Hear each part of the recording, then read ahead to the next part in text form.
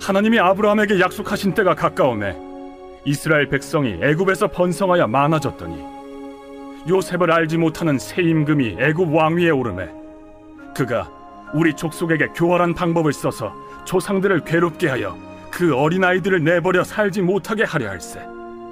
그때 모세가 낳는데 하나님 보시기에 아름다운지라. 그의 아버지의 집에서 석 달 동안 길리더니 버려진 후에 바로의 딸이 그를 데려다가 자기 아들로 기르매 모세가 애굽 사람의 모든 지혜를 배워 그의 말과 하는 일들이 능하더라. 나이가 40이 되매 그 형제 이스라엘 자손을 돌볼 생각이 나더니 한 사람이 원통한 일 당함을 보고 보호하여 압제받는 자를 위하여 원수를 갚아 애굽 사람을 쳐 죽이니라. 그는 그의 형제들이 하나님께서 자기의 손을 통하여 구원해 주시는 것을 깨달으리라고 생각하였으나 그들이 깨닫지 못하였더라. 이튿날 이스라엘 사람끼리 싸울 때 모세가 와서 화해시키려 하여 이르되 너희는 형제인데 어찌 서로 해치느냐 하니 그 동물을 해치는 사람이 모세를 밀어뜨려 이르되 누가 너를 관리와 재판장으로 우리 위에 세웠느냐?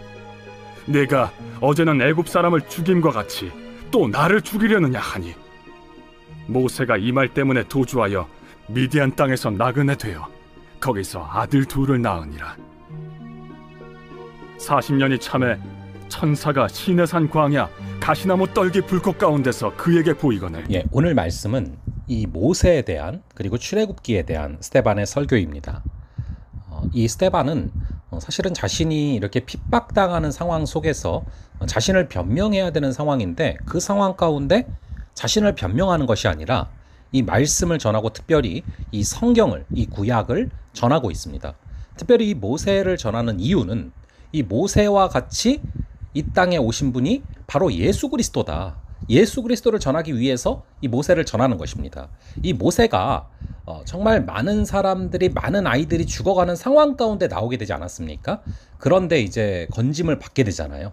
마찬가지로 예수님도 정말로 많은 이 호적하면서 이 많은 아이들이 죽어가는 상황 가운데 오시지 않았습니까? 그런 예수 그리스도의 유비로서 지금 이 모세를 이야기하고 있는데요. 여러분, 야곱 가족이 애굽으로 이주할 때 총 인원이 처음에 몇 명이었죠? 그것을 이제 17절에서 이제 쭉 이야기를 하고 있는데 오늘 본문에 이제 75명으로 기록이 되어 있죠. 자, 뭐 한 가족으로 보면 대가족이라고 볼 수 있겠지만 민족적인 입장에서 보자면 굉장히 작은 수죠. 그런데 이 75명이 출애굽을 할 때는 20세 이상의 남자만 약 60만 명이 된다는 것입니다. 아마도 전체 인구는 약 200만 명에 도달했을 것으로 추정을 하는데요. 이스라엘 민족은 애굽에 이주한 지 430년 만에 무려 28,570배로 인구가 증가한 것이죠. 학자들에 의하면 이런 인구 증가는 자연적으로 벌어지기 어려운 일이라고 합니다. 또한 18절, 19절을 보시면 요셉을 알지 못하는 새 임금이 애굽 왕위에 올랐는데 여기서 우리는 요셉을 알지 못하는 새 왕이 누군지 역사적 기록이 명확하지 않아 정확히 알 수 없지만 그가 요셉 당시에 애굽을 다스리던 왕조를 무력으로 몰아내고 새 왕조를 세운 어떤 왕이었을 것으로 추정을 합니다.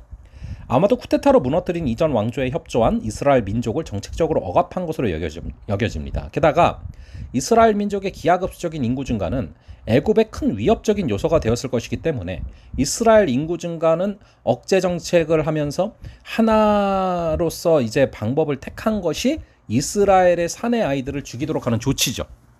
그런데 여러분 17절에 하나님이 아브라함에게 약속하신 때가 가까움에 이런 일이 발생했다라고 증거하고 있어요.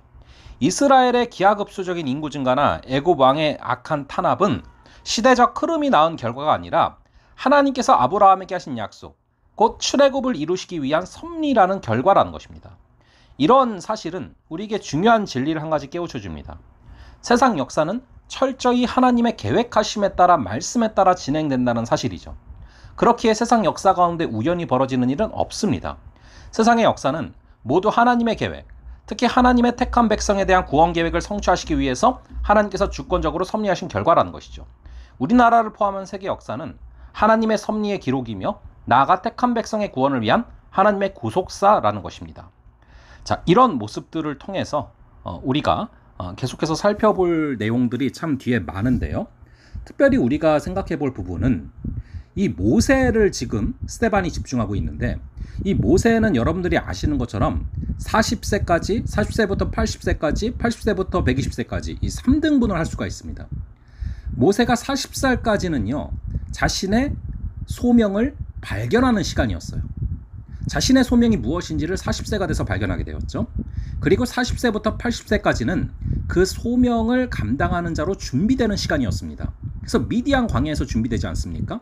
그리고 80세부터 120세까지는 그 소명을 그대로 준행하는 시간이죠.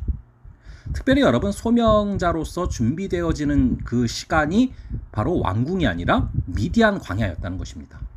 이 미디안 광야에서 아무도 보지 않는 곳에서 이 모세는 오히려 그때부터 하나님의 소명을 감당해 나갈 사람으로 세워진다라는 것입니다. 여러분, 마찬가지로 우리를 다듬어 가시고 우리를 준비해 가실 때 정말 여러분, 누구도 보지 않는 그곳에서, 정말 아무런 일이 벌어지지 않을 것 같은 그곳에서, 이미 가망이 없는 것 같은 그곳에서 하나님은 일하고 계시다라는 것입니다. 오늘 하루 그러한 눈을 가지고 여러분들의 삶을 바라보며 힘차게 걸어갈 수 있는 은혜가 있기를 간절히 바랍니다. 잠시 기도하겠습니다. 아버지 하나님, 오늘 이 말씀을 통하여서, 스데반 집사님의 모세를 향한 말씀을 통하여서 아버지 하나님께서 주시는 그런 귀한 마음들을 담아서 걸어가게 하여 주시옵소서. 모든 것은 하나님의 말씀에 따라, 하나님의 때에 따라 섭리에 의해서 움직인다라는 것을 잊지 말게 하시고 담대하게 걸어가게 하여 주시고, 특별히 모세가 준비됐던 그 40세부터 80세까지의 시간을 바라봅니다. 광야에서 모든 것이 끝난 것 같은 시간에서, 아무도 주목하지 않은 것 같은 시간에서 우리를 준비시켜 가시는 하나님, 그 하나님을 의지하며 걸어가는 우리가 되게 하여 주시옵소서. 감사드리고 이 모든 말씀 우리 주 예수 그리스도의 이름으로 기도합니다. 아멘. 예, 그럼 또 다음번에 뵙도록 하겠습니다.